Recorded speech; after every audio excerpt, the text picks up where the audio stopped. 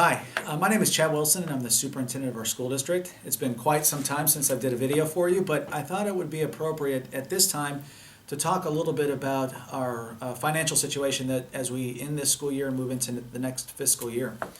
When I looked at our climate survey, it was obvious to me that there is some lack of information that may be important for people to understand as we move towards the end of the school year. So I want to take a little bit of time and kind of talk to you about what our financial situation is and then potentially some of the solutions. As many of you may know, we're facing about a $1.9 million deficit going into next school year. And although that is a lot of money, we're encouraged by some of the signs that we're seeing, and I'll explain that to you in a second. But that $1.9 million is a function of several different reasons, and the largest of those reasons is decline in our ADM. Our ADM is the number of students that we have enrolled in our school system, and we get funded from the state of Arizona based on those students. We're experiencing this year about a 4% decline in enrollment, which represents about $900,000. Now, 4% is a lot, and we would like it to be 0% or even growth. But over the past 3 years, we've experienced a 7% decline, a 5% decline, and now at a 4% decline. We're hoping that the decline is beginning to level off, and then in the near future, we would begin to see a growth in our school enrollment. But as it stands now, that 4% decline in enrollment represents about $900,000. We also know that as the school district, we're responsible for contributing more next year to the Arizona retirement system for all district employees.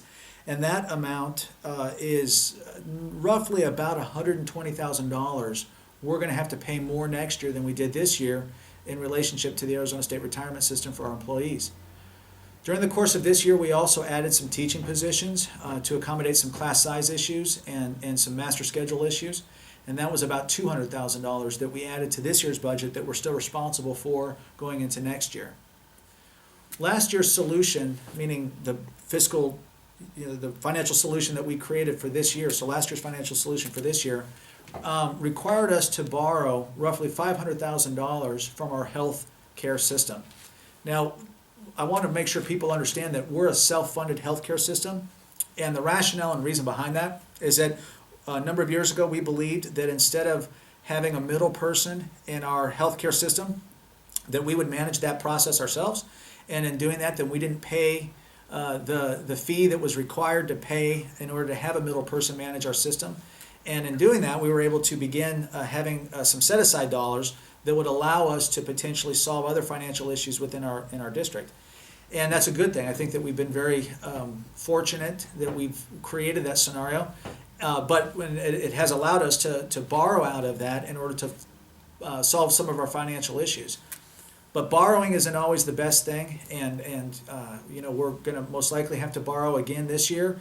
But at some point in time, our system needs to move away from borrowing to solve our financial realities and actually being in a situation where we're self-sufficient financially, so we're not having to borrow. The question probably becomes, well, how do we reduce down almost $2 million? And there's a number of different ways that we're going to do that, but I want to make sure before I start talking about them that people really understand that we do not have the intention of having a reduction in force or massive layoffs or anything like that. One of the ways in which we'll work towards solving that $2 million deficit is through attrition. Attrition meaning when employees leave, we just won't hire those positions back.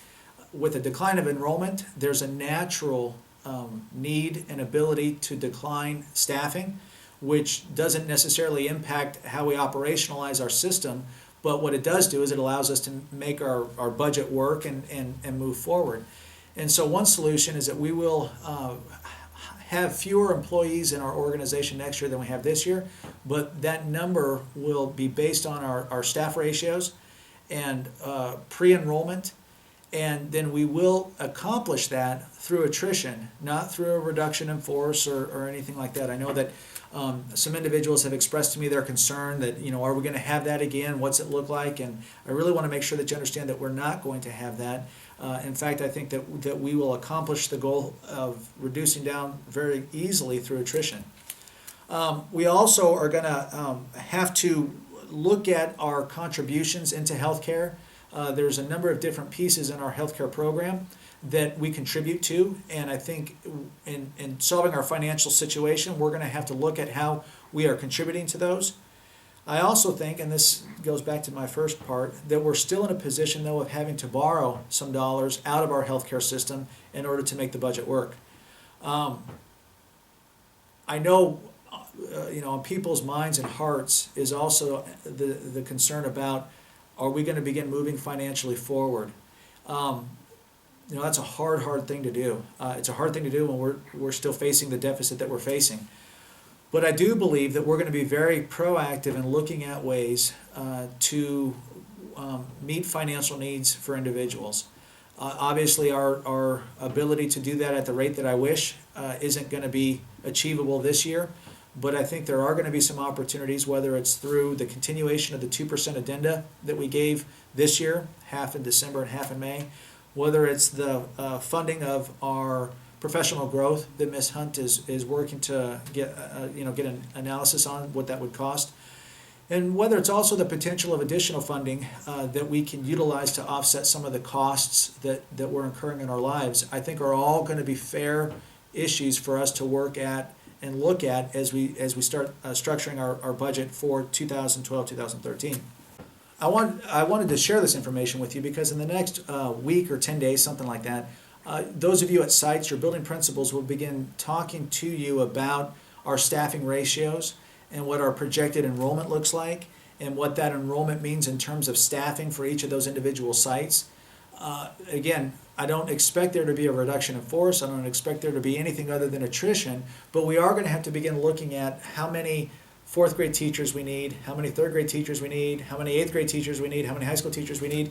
And if we need more fourth grade teachers this year than we had next year than we had this year, do we have additional third grade teachers from this year that can slide up to fourth grade? And those are just things that we got to start taking a look at so we can make sure that we are staffed appropriately.